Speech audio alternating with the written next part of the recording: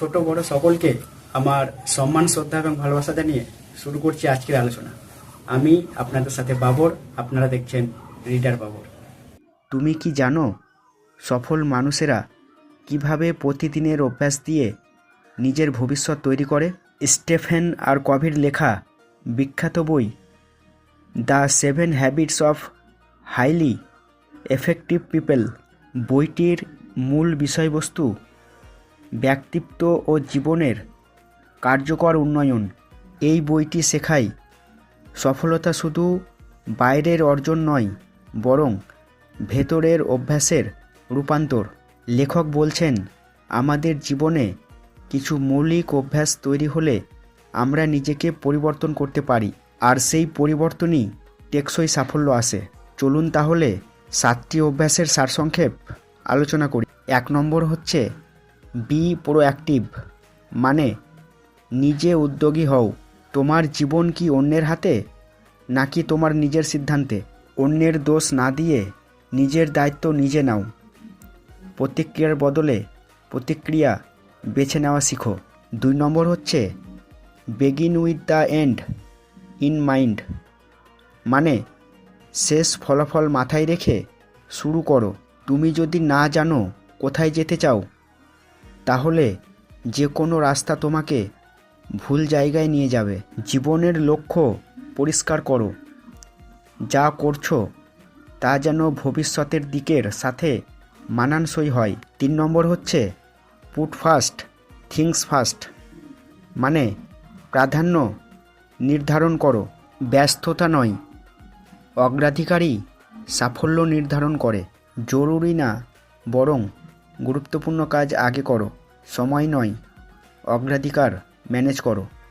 4 নম্বর হচ্ছে think win win, মানে উভয়ের জয় ভাবনা।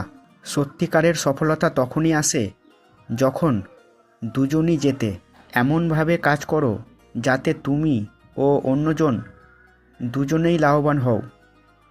সহযোগিতা প্রতিযোগিতার চেয়ে শক্তিশালী। 5 নম্বর হচ্ছে seek first to understand then to be understood, মানে আগে নিজে বুঝো, তারপর অন্যকে বোঝাও। প্রথমে নিজে বুঝো, তারপর অন্যকে বোঝাও। এটাই যোগাযোগের আসল শক্তি। প্রথমে মন দিয়ে অন্যের কথা শোনো, তারপর নিজের মত দাও। এতে যোগাযোগ শক্ত হয়। 6 নম্বর হচ্ছে সিনার্জাইজ, মানে সমন্বয়ের শক্তি ব্যবহার করো। একসাথে কাজ করলে ফলাফল 1+1=2 এর বদলে 11 হয়। দলবদ্ধভাবে কাজ করে এমন কিছু তৈরি করো যা একা করা সম্ভব না। পার্থক্যকে দুর্বলতা নয়, শক্তি মনে করো। সর্বশেষ 7 নম্বর পয়েন্ট হচ্ছে শার্পেন দ্য স, মানে নিজেকে নিয়মিত উন্নত করো। তোমার সবচেয়ে বড় সম্পদ তুমি নিজে, তাকে প্রতিদিন ধারালো করো। শরীর, মন, বুদ্ধি ও আত্মাকে রিচার্জ করো। নিয়মিত শেখো, ভাবো, বেড়ে ওঠো। লেখক বলছেন, মনে রেখো, অভ্যাসই ভাগ্য নির্ধারণ করে। পরিবর্তন শুরু হয় নিজের ভেতর থেকে। কার্যকর মানুষরা বাইরের পরিস্থিতি নয়, নিজেদের প্রতিক্রিয়া নিয়ন্ত্রণ করে। লেখকের ভাষায়, সত্যিকারের সাফল্য শুরু হয় নিজের অভ্যাস থেকে। যে মানুষ নিজের চিন্তা, সময় আর মনোভাব নিয়ন্ত্রণ করতে পারে, সেই মানুষই জীবনে সবচেয়ে কার্যকর ও সফল হয়।